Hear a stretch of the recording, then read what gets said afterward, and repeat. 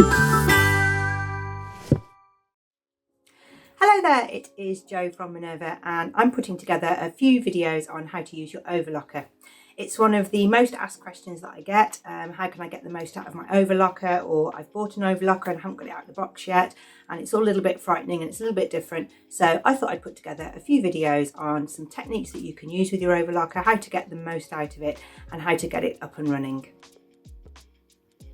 Obviously, I can't give you advice for all different overlockers. I've got a Brother machine. Mine's a Brother 1034D.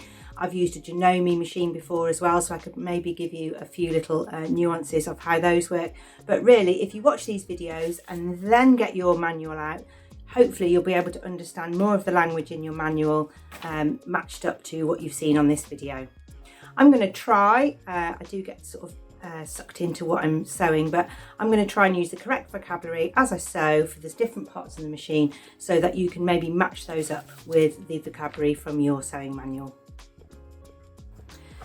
Just in case you're wondering whether this video is the one for you or not, or whether you need to move on to one of my other ones, then this one we're going to look at the overlock stitch. What should it look like? What am I actually aiming for? I found that difficult for a long time when I had my overlocker.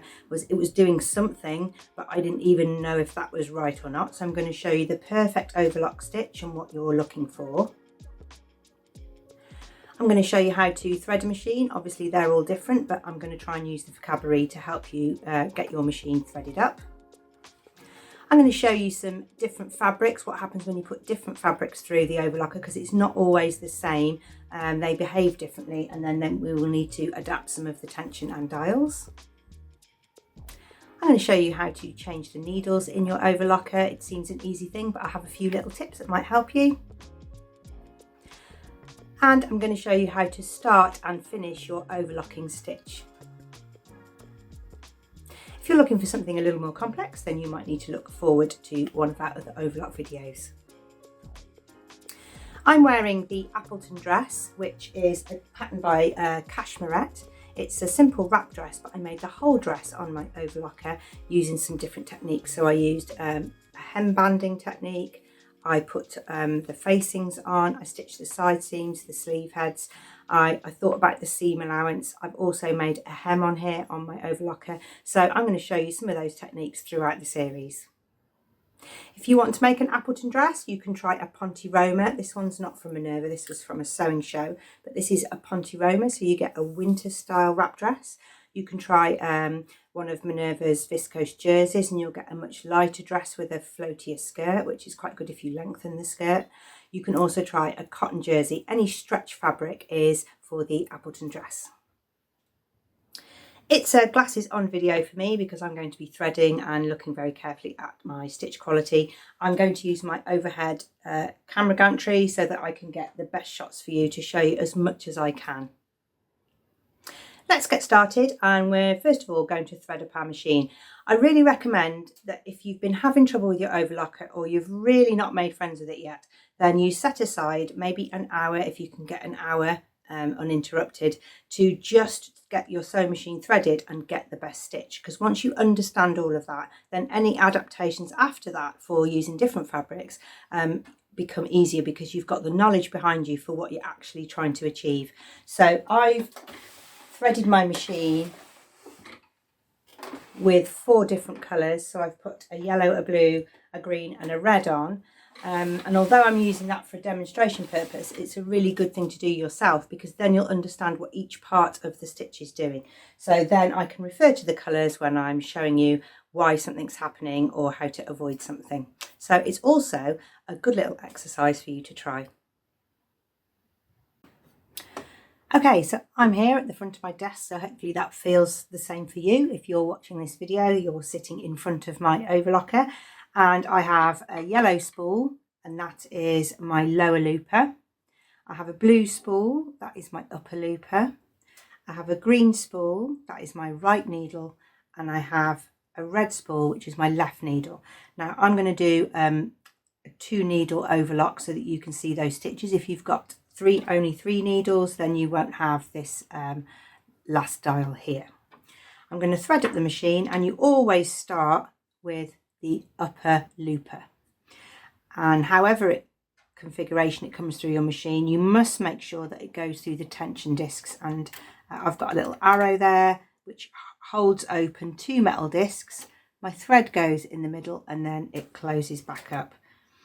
And if you're getting thread tension problems, it may be that your machine's been shaking as it works, or your table's not so stable, and your thread has come out of that tension disc. And then if this upper looper is flapping around, you'll get a really wobbly stitch.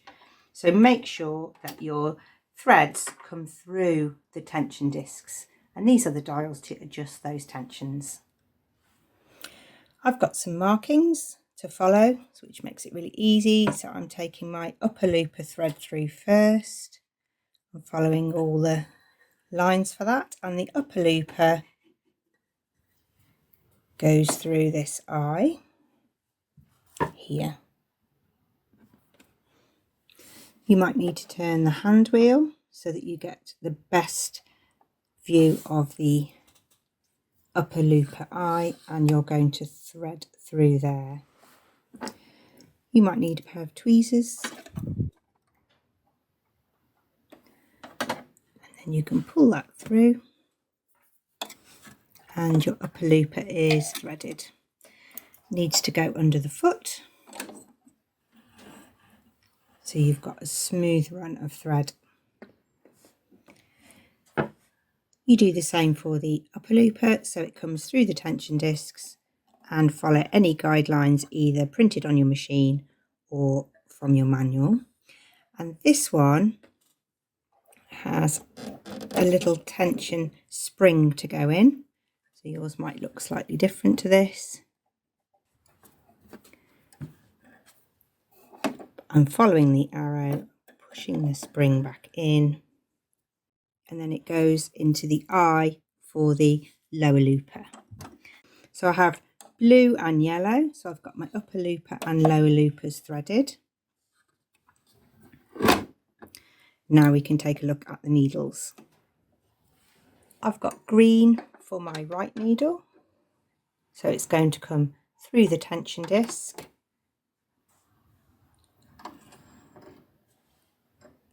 into the take-up lever and into the right needle. Got my left needle now, so that's going through the tension disc and it's following the same path, and that thread will also go into the take-up lever. There's not a separate one for each needle. It goes between the cutting blade and out, so you should have your 4 colours. And now you can turn your machine on. It's best to thread your machine without your machine on in case you touch the foot pedal. And that's your machine threaded, but you'll obviously need to check out your manual. You must always start with upper looper, lower looper, left and right needle, or right and left needle. If you're getting any problems with your overlocking stitch, it's always best to take it all back and rethread again. Okay, let's have a quick tour round. So this is the thread tree. Mine goes up and down for easy storage. It holds all of the threads. These are the tension discs. I've set mine at 4, and I normally keep them on 4, and I'll show you any reasons why you would change those. We've threaded all through. Here I've got the markings for my seam allowance. I've actually put Sharpie pen on mine because mine were just little plastic ridges. So my green one is 3/8, the purple one is 1/2 inch, the blue one is 5/8 of an inch, and this very dark purple one is 1 inch. So I've just marked those on for this video really, so that you could see how to get the correct seam allowance when I'm sewing. Here is my stitch width. Here is my stitch length. This is called the differential feed, and that's for feeding different fabrics through at different rates, and I'll talk about that in a moment. And this is whether I have my cutting blade on or off. I've got an opportunity here to have free arm sewing, which is quite good if I'm doing tubular cuffs. And this little button on the top is a pressure foot, so I can change the pressure between the foot and the feed dogs. You might have some different features on yours. You might have things that work through buttons, so you might have a narrow hem feature, or you might have a place to release your stitch finger. You might have some extra buttons, but that's what's on here, so I'll try and talk you through more the skill rather than the overlocker. Okay, so let's see what we're going to get if we just keep all of our tensions for our needles and loopers on 4.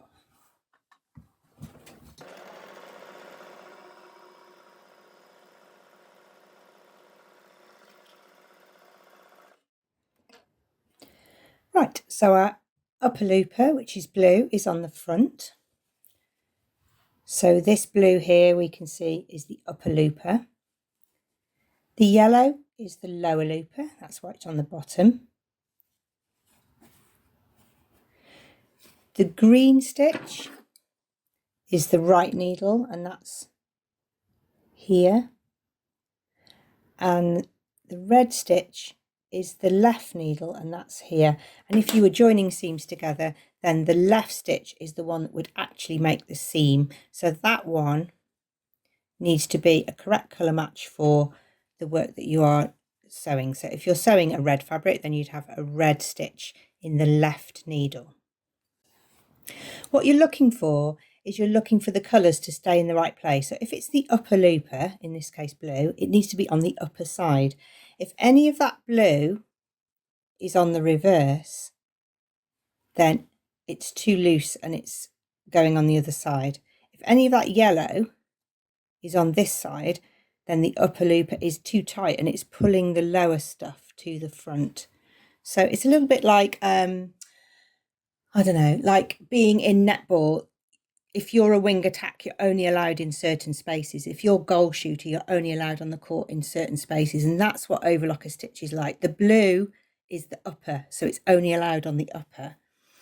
The yellow is the lower, so it's only allowed on the lower. And when you change the colours of your overlocker, you'll understand this much more. So everything has to stay in its place.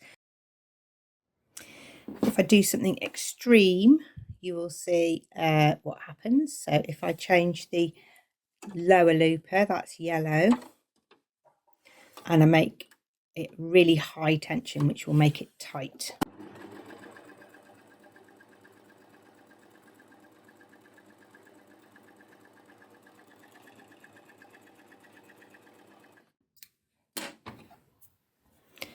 So here, because I've made the lower looper tight, it's dragged all the blue from the front to the back, and that's not allowed to be there because blue is for the front and yellow is for the back.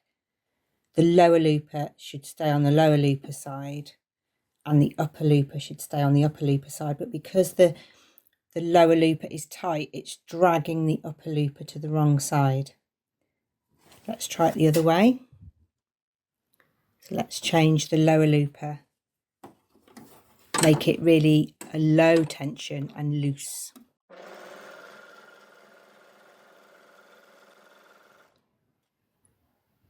And here it's not holding the upper loopers on the front in place properly.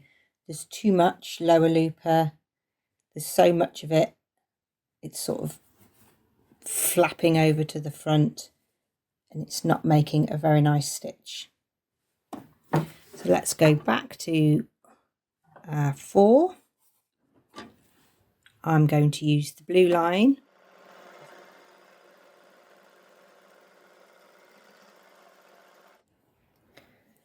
And I'm back to everything in the right place. Upper loopers on the upper side, lower loopers on the lower side, and my right and left needle sewing not too close together or not bunching everything up. So that's how the upper and the lower loopers work.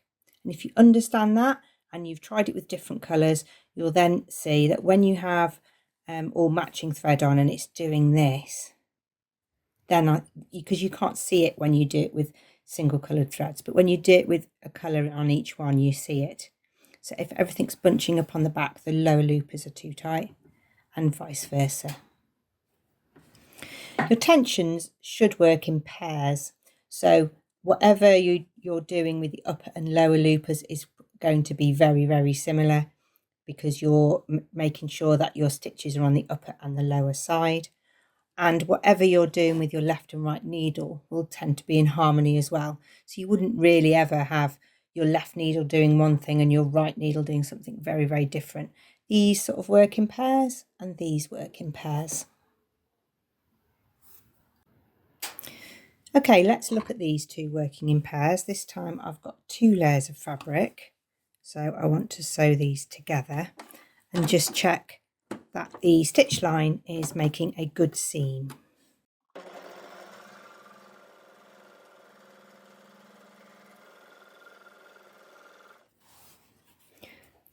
Okay, I've got nice upper loopers, nice lower loopers,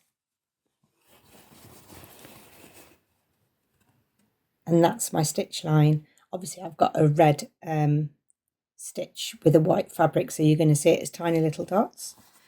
I think it could be a little bit tighter. If that was under a bit of stress, it is pulling some of the stitches open. So to make something tighter, you make it higher tension. Let's try again.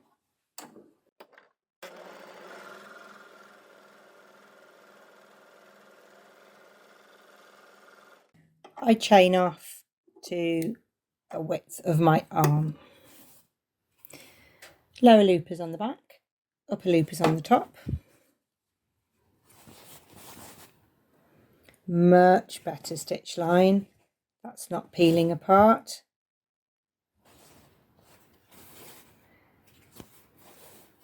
And my green line is not pulling up the fabric or gathering it up. So I could have those both on 5 or 4. You don't want those to be wildly different. So if I'm just getting a little bit of better stitch quality with the left needle tension, I will change that, but I tend to sort of leave that one where it is unless I'm doing something specific. So that is my good quality stitching, good overlock top, good overlock bottom, and a good seam line. I hope you can get that far with your overlocker. It's quite simple with this one because this is just a woven fabric. So let's have a look at using some other fabrics, because lots of people get an overlocker so they can sew stretch fabrics easily. Okay, so we can get a good stitch quality on our cotton, but it's very rare that we'll only just be sewing with cotton. It's probably not the reason we bought an overlocker. So let's see what happens when we try with some different fabrics. Then we might encounter a few problems, and I can show you how to fix some of those. So this is lining fabric. What do you think is going to happen to this when I put it through the overlocker on the same settings as this cotton? Well, let's have a look.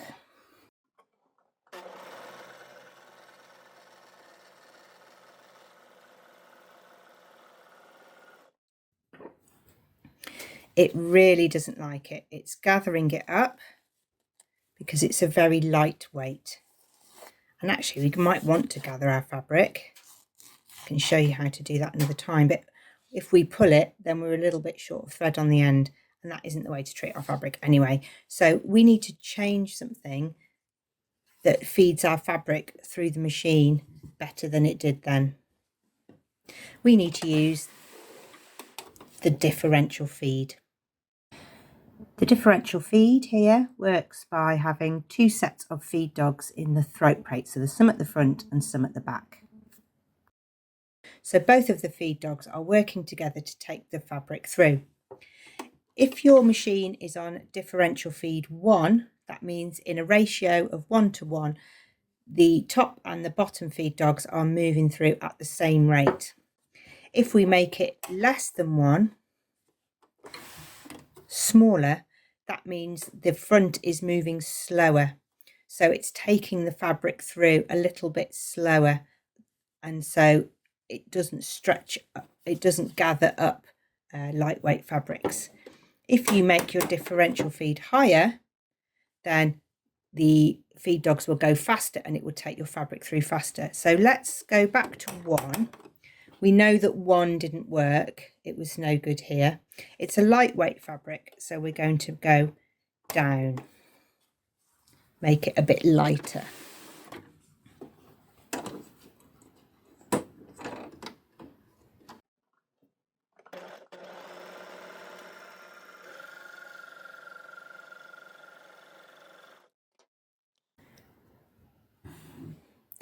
My overlock stitches are on the top, my lower loopers are on the bottom, and it hasn't dragged that fabric through and gathered it up because the fabric was able to be fed through at a better rate. So if you're using a lighter weight fabric, move your differential feed down. Let's try another fabric, a woven one.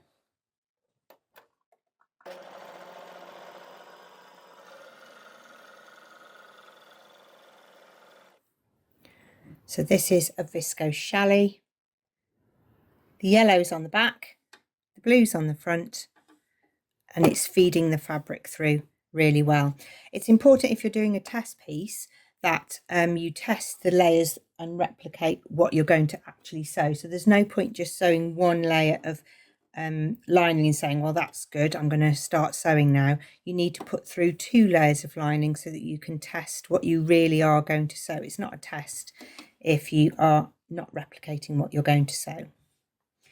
So the differential feed takes lighter fabrics. Let's see if we can do the same for a thicker fabric.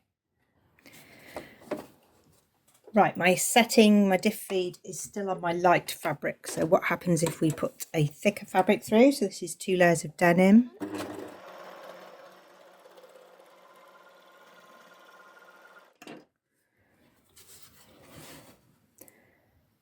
Just change the stitch length. Lower loopers on the bottom, upper loopers on the top. Hasn't made that much difference actually. Maybe I need an even thicker fabric, but if I need thicker layers or I'm going through more layers,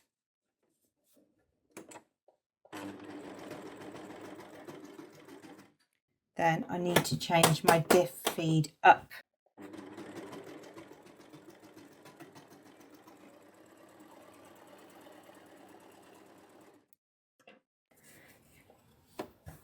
To accommodate more layers. That's 2 layers of overlock there. So that's what a diff feed is for. The diff feed is also super useful if you're using stretch fabrics, because you might find that if you're putting stretch fabrics through your overlocker, you're getting some rippling. The differential feed will help with that. So test, you want to go lower for a lighter fabric, higher for a thicker fabric. You don't want the feed dogs to be stretching your fabric as it goes under the foot. Let's have a look at some stretch fabrics this time. But now we need to change the needles to stretch needles. If you don't, it will chew up and you won't get a really good stitch line.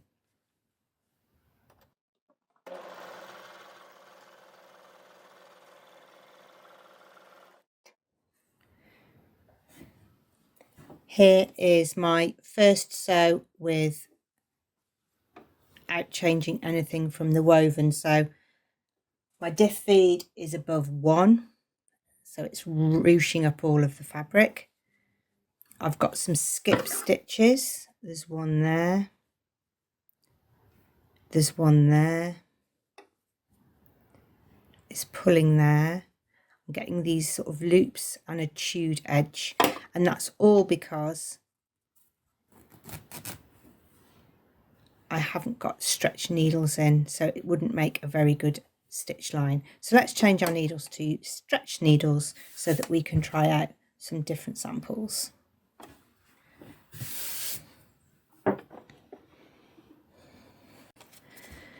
Few tips if you're changing needle. I put a piece of card over my throat plate so that I can avoid dropping my needle into all the mechanics of my machine. You might have a little needle holder. They're quite good. It's like a little cup shape on a handle, and so you can slot it onto the needle and hold the needle in place. So I'm going to take my threads out,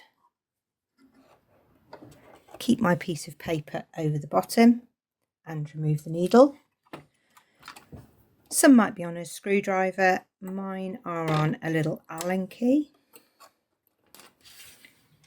And I'm going to find the flat sides of both needles, and they are going to go on the back of the needle plate.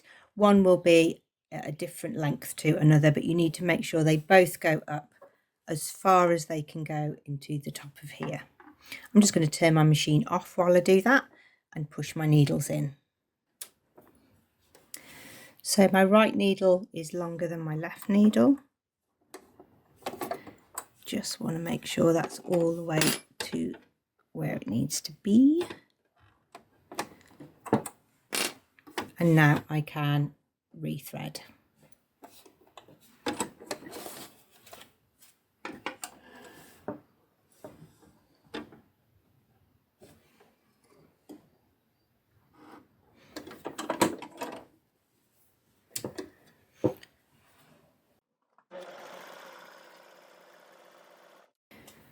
Right, let's look what we've learnt so far and put it into place. So we've got stretch needles for a stretch fabric.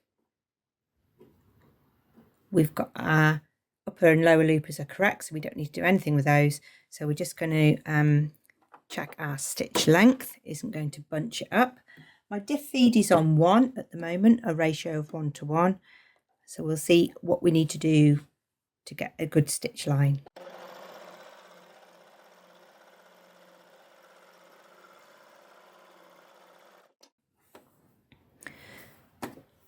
Okay, my upper and lower loopers are behaving themselves. It's sort of stretched my fabric out a little bit. You can see it's a little bit flicked up and stretched. Okay, so if this fabric is a little bit wavy, which is what it's starting to do, then I need to move my diff feed up. So the more elasticity that your fabric has, the higher you'll need your differential feed ratio to be.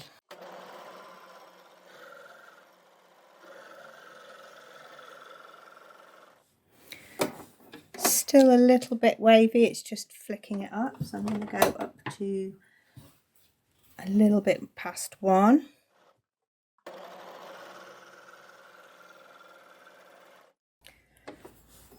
And there we are, it's nice and flat. Now it's not flicking up or waving on the edge. I've got lower loopers on the bottom, upper loopers on the top. And it's a red thread, but it's a pretty good stitch length there. It's just 4.5. You might want to change that depending on how much elasticity you have in your fabric. So if you're using stretch fabrics, to avoid that wavy wobbly edge, you need to move your differential feed up so that the feed dogs change and they don't stretch the fabric as it goes through. This one's a sweatshirt fabric, so let's see if the settings remain the same.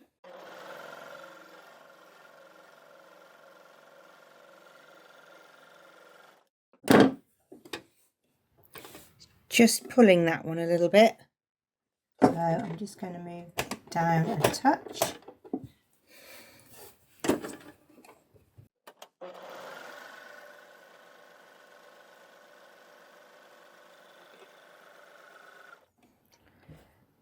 Perfect. So you can see we're starting to get the hang of what to look out for and what to change. If you're getting little loops on the top like that, don't worry. You can just move in a little bit more. It's just because you're working right on the edge. It won't affect your stitch line. That's just the overlocker stitch. Let's try something like this.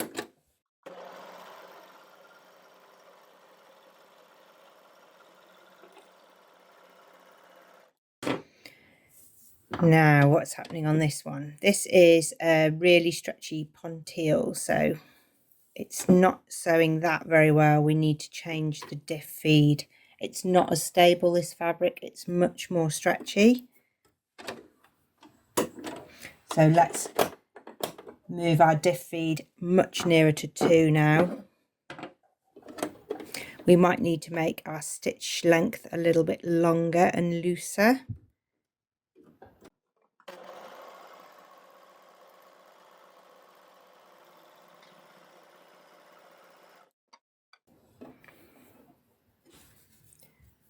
Our yellows are on the back, our blues are on the front. It's a slightly messier stitch. It's just because the fabric is a little less stable. But you can see that just changing the diff feed has taken it from a ripply, wavy edge. When I put the diff feed on 2, it's nice and flat. I could just tighten up my tension discs for the loopers. Look, the loopers are a little bit loose.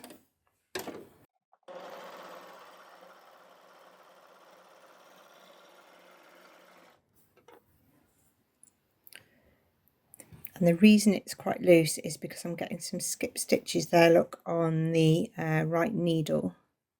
That hasn't held them down properly. It is a tricky fabric to sew pointille. It does take a while to get your stitch correct. You can try a 1 needle and that gets a slightly better edge. But this here, what I'm doing now, is what you need to do, which is to experiment until you get it right. So I would take a little bit more time there, because if I don't think that's good enough, which I don't, because look, that one is loose. And that red one is my stitch line. I would play around with that fabric a little bit more, but hopefully you know what to play around with. So you're looking for this differential feed, changing your overlocker threads in pairs and changing your needle threads in pairs. Okay, so our last word I think for today will be on threads. So I've used Coats Moon threads here, which means I can have lots and lots of different colours, and I can keep quite a variation of colours, and they're not as expensive as having a large cone. I have a large cone of white and navy and black, but I have Coats threads to have on my overlocker. If you need to support your spools in some way, you might have little discs that came to hold them on. So if you've got smaller reels and they're bouncing up and down and giving you a bad stitch tension, then you might need to put something that stops that from bouncing up and down. If you've got a big cone or a loose wound roller or spool of thread, you might need to put a net on to stop this coming unthreaded as you're sewing. So you might have a little net that goes over the top, or you might have a little adapter. So this goes onto the spool so that I'm able to use a cone. So that supports the cone on the machine, because if I didn't have that on there, then my cone would move around. So just have a look for any of those thread accessories. They might have come with your kit. So there's a net, a spool holder and a bottom spool holder. If you want to use moon threads for your overlocking because it's cheaper, then your upper looper will use the most thread. So when I'm putting cones on, so that I can keep an even amount, I keep making sure that I swap them around. So this one, I don't want it to run out first, so I keep swapping those around. If I use cones on these, but I want a really good stitch quality from a good stitch thread, then I might put a Gutterman thread on the end. So I might have a Gutterman thread for my needle that shows the stitch line, and then have cone threads or moon threads on my other spools, and you can do that. Another little thread trick is if you don't have a matching overlock and you want to have it on the inside of your garment, you can sort of mix here a hue of threads that would make a harmonious inside. So if I take these off, and I was working with this very patterned one, then I might choose a brown one, a grey one for my overlocker. I might have a red one for the end, And then on this one, I would put my most matching thread. So on this fabric, the inside is black. So I would probably put black on there so that you don't see any of my stitches. So just try and be clever with your thread selection. If you're sewing swimwear, dancewear, activewear, sportswear, then you might want to thread your machine up with a Seraflock thread, which is a really fine thread. It gives a really light finish. So if you're wearing very close fitting items, then you have a really small overlock thread, and this lasts a long time, particularly if it gets wet and then dry and wet and then dry. It's good for underwear as well, because if you've got seams on bras, then it doesn't add any bulk to your seams. So you could try threading up Seraflock thread. So I would be putting that in these 3, and then I would put my matching thread at the end for my seam line. Let's think about how we start and finish our overlocking. So with some machines, you need to lift the foot up and get your fabric right underneath. You can also turn the hand wheel to get it started. With a Janome, I know you can just start chaining and sew straight on, so you need to check out your manual for that. If you do your first few stitches, you can then make sure the needles are down, lift your tail, and you can bring this chaining tail over, and then it will get sewn in so that you don't have to thread it and weave it in at the end.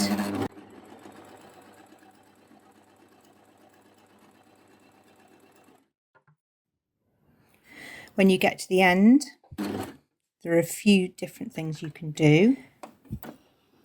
You can lift the needles up and just loosen the threads a little bit, and then you can flip your work over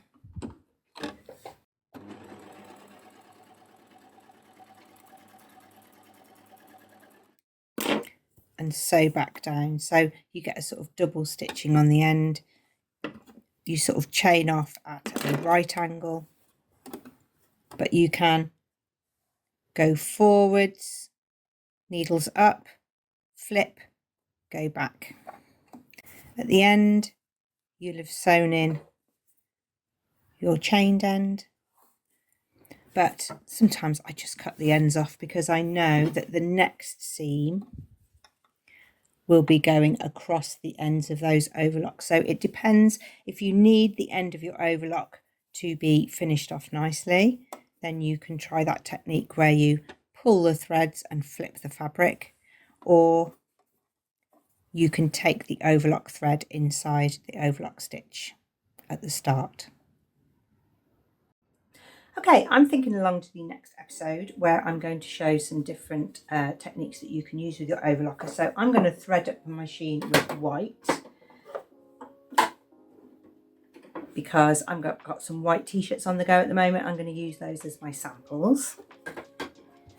And with some machines, not all, some don't like doing it, but you can tie on your threads. So you can tie on the colours. Doesn't always work through the needles. Sometimes it does, sometimes it doesn't. So you can tie them on. And depending on where your stitch finger is. Now, stitch finger is, if you look in your foot plate, I mean, even if I got close, I don't think I could show you. It's a little arrow-shaped piece of metal that's in your foot plate, and the threads wrap around it when they make the overlock stitch. So you might need to disengage the stitch finger. I don't need to on here, but I know on the Janome you do. You can do it by just making sure that the thread is pulled right to the back, and just sew and chain off and chain off and chain off until you see all those knots going through. When you see them come towards the needle, you can either stop there and then thread them through, or you can just see if they go through. I kind of get a kind of 80% success rate on it, but I know that if I keep attention on the chain, then I've got more chance of pulling the threads through.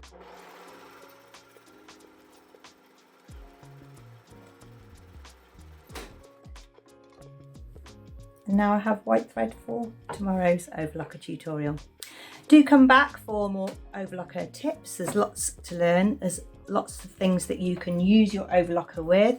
And sometimes I spent years and years and years just using it to overlock raw edges, but actually once you get a few techniques, then they really do come into their own. Do make an account with us, do share your makes over at Minerva, and check out our website for all of our products and fabrics.